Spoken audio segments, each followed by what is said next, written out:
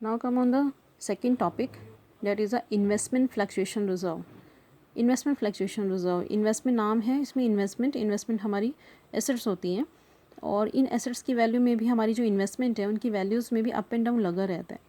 तो बहुत ज़्यादा डाउन ना हो जाए इन्वेस्टमेंट हमारी, बहुत ज़्यादा लॉस ना हो जाए, इसलिए जो फर्म्स हैं वो पहले से ही रिजर्व्स बना लेती हैं ताकि अगर इन्वेस्टमेंट की वैल्यू डाउन होती है उसमें जो लॉस होगा वो इस रिज़र्व से कंपनसेट हो जाएगा। तो इसका मतलब अगर लॉस इस रिज़र्व के बराबर है तो हमें कोई एक्स्ट्रा पैसा हमें अपने प्रॉफिट से नहीं निकालना पड़ेगा। तो हमारे क्वेश्चंस में क्या हो सकता है, इन्वेस्टमेंट फ्लक्चुएशन रिजर्व एक लायबिलिटीज़ है क्योंकि हमने स्पेशल रिजर्व बनाया है, तो बैलेंस शीट की लायबिलिटी साइड में दिखेगा investment fluctuation reserve means IFR। That we are taking an example, balance sheet दी हुई है, लायबिलिटी साइड में IFR 10,000 है और इन्वेस्टमेंट्स एसेट साइड में दी हुई है BW means book value return हो सकता है या फिर कॉस्ट प्राइस लिखा हो सकता है। हमारे पास 50,000 दिख रहा है, इसमें हमारी सिंपल एंट्री बनेगी। अगर फिर वही केस लागू है कि अगर सिर्फ बैलेंस शीट में इन्फॉर्मेशन दी हुई है, लाइक सिर्फ बैलेंस शीट में हमें IFR दिया हुआ है और इन्वेस्टमेंट्स दी हुई है, तो अब हम क्या करने वाले हैं, इन्वेस्टमेंट्स तो एज इट इज़ रहने वाली है और इस 10,000 को क्या करने वाले हैं, इस 10,000 को हमारे पॉकेट में है, हमारे पास है, तो हम अगेन सेम एडजस्टमेंट करेंगे, IFR अकाउंट को डेबिट कर देंगे, इसको क्लोज करेंगे और ओल्ड या ऑल पार्टनर्स कैपिटल अकाउंट में ओल्ड रेशियो में इसको डिस्ट्रीब्यूट कर देंगे। Again here all means you have to remember always old partners capital account in old ratio. तो ये 10,000 रुपये हम ओल्ड पार्टनर्स में डिवाइड कर देंगे। लाइक हम कह रहे हैं कि यहाँ पे ए और बी दो पार्टनर्स हैं जिनकी ओल्ड रेशो 1:1 है, तो यहाँ पे हमारे जो ओल्ड पार्टनर्स लिखा है वहाँ पे हम ये लिख सकते हैं 2A एंड 2B। 5,000 ए के पास जाएगा, 5,000 बी के पास प्रॉफिट चला जाएगा क्योंकि कोई क्लेम ही नहीं है इस रिज़र्व के अगेंस्ट। रिज़र्व्स को सेटल करना है, रिज़र्व्स पार्टनर्स ने अपने प्रॉफिट से बचा के बनाए हैं तो पार्टनर्स को ही मिलना चाहिए, ओल्ड रेशो में ओल्ड पार्टनर्स को ही मिलना चाहिए। तो अगर ये सिंपल सा क्वेश्चन है तो हमें एक सिंपल एंट्री बना देनी है, 10,000 रुपये पार्टनर्स को क्रेडिट कर देने।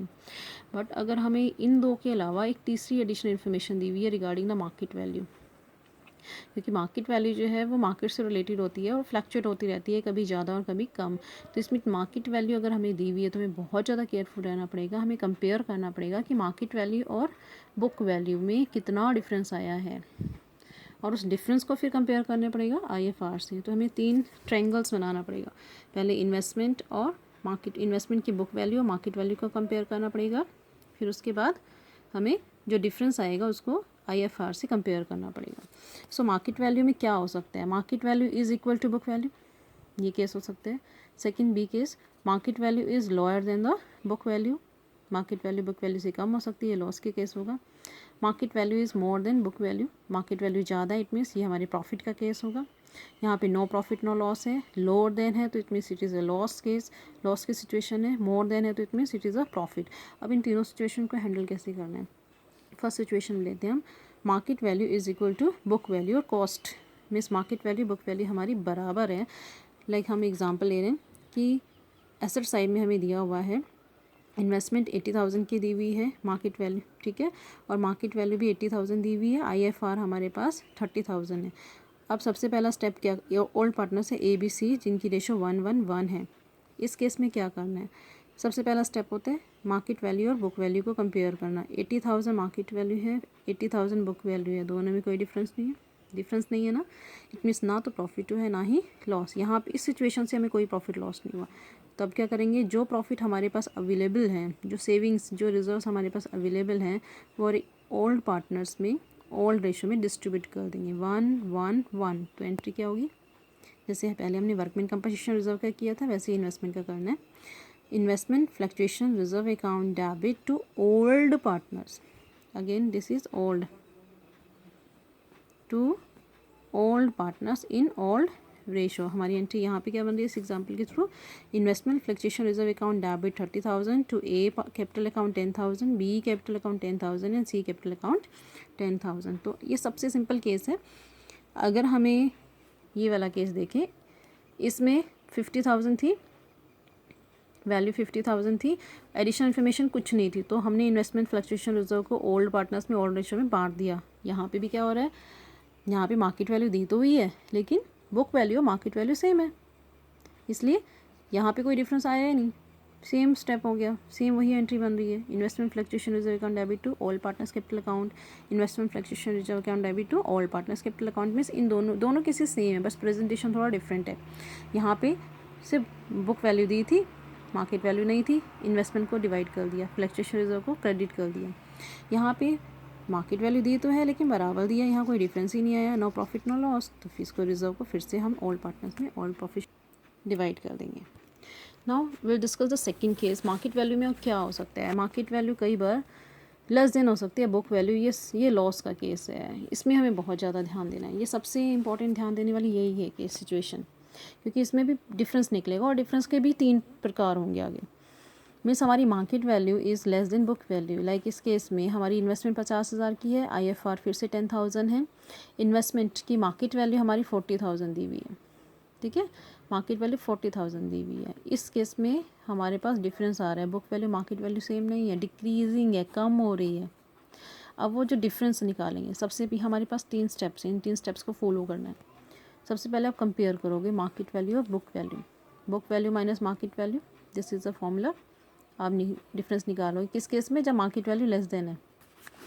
मार्केट वैल्यू लेस देन है, कितनी कम है? 10,000, that is difference, decrease in value of investment that is loss, it is a type of loss. कितना लॉस हो रहा है हमें? 10,000 का लॉस हुआ है। और अब क्या करना है? डिफरेंस निकालोगे, उसके बाद क्या करना है? You have to compare the difference with the IFR। अब IFR से उसे कंपेयर करना है, ठीक है। नाउ थर्ड स्टेप क्या होगा? कंपेरिजन करना है। और इस केस में दोनों में कोई डिफरेंस नहीं आ रहा है, डिक्रीज भी 10,000 है, IFR भी 10,000 है, कोई एडिशनल हमें लॉस नहीं हो रहा है। जो भी हमें लॉस हुआ है वो हमारी पुरानी सेविंग से एडजस्ट हो जाएगा, तो हम एडजस्टमेंट एंट्री कर देंगे। IFR account debit 10,000 to investment. Investment क्यों लिखा?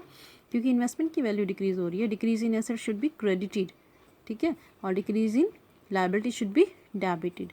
तो वही रूल हम फॉलो करेंगे। IFR account debit to investment 10,000 means difference से एंट्री बन रही है, ये ध्यान रखना है। डिफरेंस लेना है पहले। डिफरेंस किसका लिया? बुक वैल्यू और मार्केट वैल्यू के डिफरेंस को आपने ले लिया है। बुक वैल्यू मार्केट वैल्यू के डिफरेंस को लिया, डिफरेंस को कंपेयर करना IFR से। अगर वो डिफरेंस बिल्कुल इक्वल है, IFR और डिफरेंस बिल्कुल इक्वल है, इसका मतलब हमें कोई लॉस, एक्स्ट्रा लॉस नहीं हुआ है। हम IFR के थ्रू ही इस इन्वेस्टमेंट के लॉस को कंपनसेट कर देंगे, लेकिन पार्टनर्स को कुछ नहीं मिलने वाला, क्योंकि IFR में कोई अमाउंट बचा ही नहीं, ठीक है। So this is the first case जिसमें हमें इस तरह से सॉल्व। लेकिन जो डिफरेंस है वो ज़रूरी नहीं कि बराबर ही हो, डिफरेंस में चेंजेस आ सकते हैं। लाइक जो डिफरेंस है वो 3 सिचुएशन में हो सकता है। पहली सिचुएशन हमने डिस्कस की है, difference is equal to IFR। दूसरा क्या हो सकता है? ये डिफरेंस जो है ग्रेटर देन IFR भी हो सकता है। मीन्स हमें जो लॉस है वो रिजर्व से भी ज़्यादा है, तो कहीं और से भी ये लॉस कंपनसेट करना पड़ेगा। Difference is less than IFR means हमने जितना सोचा था उससे कम लॉस हुआ है, मीन्स हमारे पास कुछ बच गया है। फिर से दोबारा डिस्कस करते हैं इसको। Difference is equal to IFR। उस पहले एग्जांपल में इन्वेस्टमेंट 50,000 की है, बुक वैल्यू मार्केट वैल्यू 40,000 है, डिफरेंस आया 10,000। मीन्स पहला स्टेप तो डिफरेंस निकालना है। सेकेंड स्टेप इस डिफरेंस को IFR से कंपेयर करना है, और IFR और डिफरेंस दोनों बराबर हैं।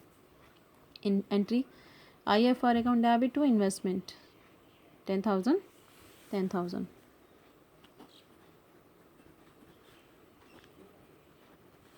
Now second case, difference is greater than IFR। अब डिफरेंस IFR से ज़्यादा है, मीन्स हमारे रिजर्व्स जो हमने एक्सपेक्ट किया था उससे ज़्यादा हमें लॉस हो गया है। अब ज़्यादा एक्स्ट्रा लॉस हो गया तो कहाँ से कंपनसेट करेंगे? फिर से हमने पहले बताया था कि जब भी कोई एक्स्ट्रा लॉस होगा एसेट्स में, चाहे वो डेटर्स है चाहे वो इन्वेस्टमेंट्स है, जब भी कोई एक्स्ट्रा लॉस होगा वो पार्टनर्स जो है वो रीवैल्यूएशन अकाउंट के थ्रू डेबिट करेंगे, ठीक है।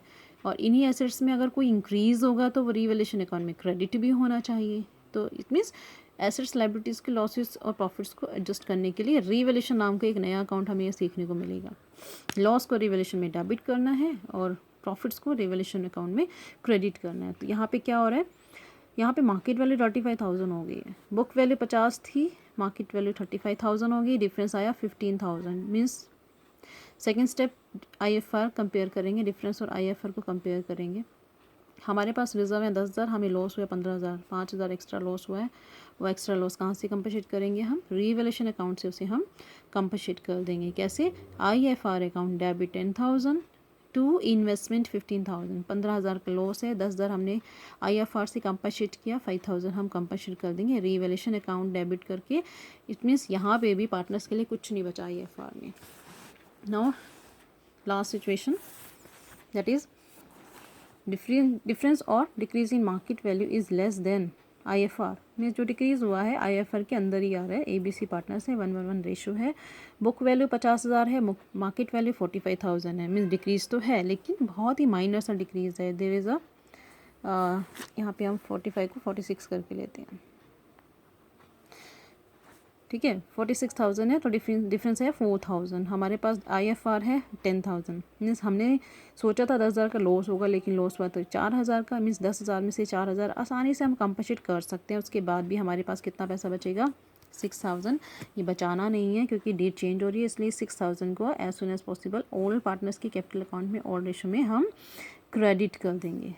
प्रॉफिट है इसलिए हम इसको क्रेडिट कर देंगे ऑल पार्टनर्स के कैपिटल अकाउंट में। हमारी एंट्री, हमारे पास रिजर्व था 10,000, investment fluctuation reserve account debit 10,000, to investment 4,000 क्योंकि इन्वेस्टमेंट का लॉस ही 4,000 हुआ है। 10,000 में से 4,000 माइनस कर दिए, हमारे पास बचे हैं 6,000। 6,000 को हम पार्टनर्स में ऑल रेशो में डिवाइड कर देंगे। To A partners capital account, to B capital, to C capital 2,000 2,000 2,000। तो this will be the entry. Now last situation, ये सिचुएशन जो अभी हमने डिस्कस की है वो ये थी कि जब हमारी मार्केट वैल्यूज़ बहुत ज़्यादा डिक्रीज़ हो जाती है। अब यहाँ पे उल्टा केस है, market value is more than book value, this is a last case है। लेकिन ये प्रॉफिट वाला केस है, हमारी मार्केट वैल्यू बढ़ रही है इन्वेस्टमेंट्स की, हमें फ़ायदा हो रहा है।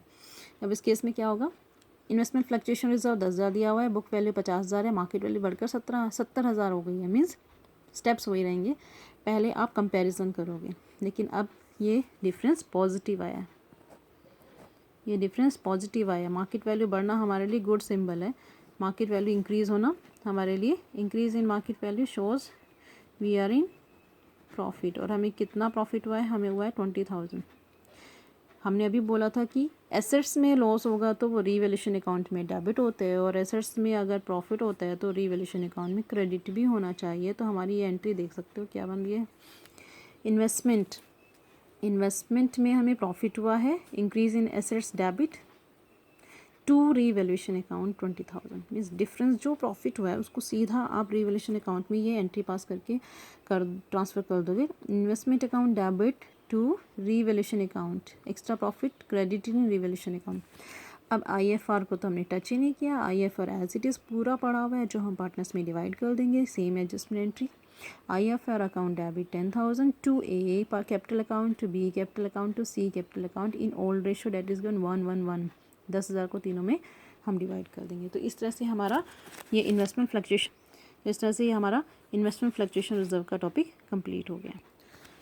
एक छोटी सी एंट्री है हमारी डेफर्ड रेवेन्यू एक्सपेंडिचर अकाउंट या फिर एडवर्टीजमेंट सस्पेंस अकाउंट, क्योंकि ये बैलेंस शीट के एसेट साइड में दिया होता है, लॉस होता है और लॉस पार्टनर्स को झेलना होता है, इसलिए ओल्ड पार्टनर्स के कैपिटल अकाउंट का आप डेबिट कर दोगे ओल्ड रेशो में, और डेफर्ड रेवेन्यू एक्सपेंडिचर अकाउंट को क्रेडिट कर दोगे। तो हमारी एंट्री बनेगी old partners capital account debit to deferred revenue expenditure. For example balance sheet की एसेट साइड में एडवर्टीजमेंट सस्पेंस 12,000 दिया हुआ है, ABC 1:1 की रेशो में ओल्ड पार्टनर्स हैं। एंट्री हमारी बनेगी, इन पार्टनर्स को लॉस बियर करना पड़ रहा है, decrease in capital debit, A capital account debit, B capital account debit, C capital account debit to D deferred revenue expenditure 12,000, ratio थी 1:1, तो 4,000 4,000 4,000। So these are the important topics. These topics may come as a separate small question, numerical question, as well as they will be the part of the 8 marks numericals. Thank you.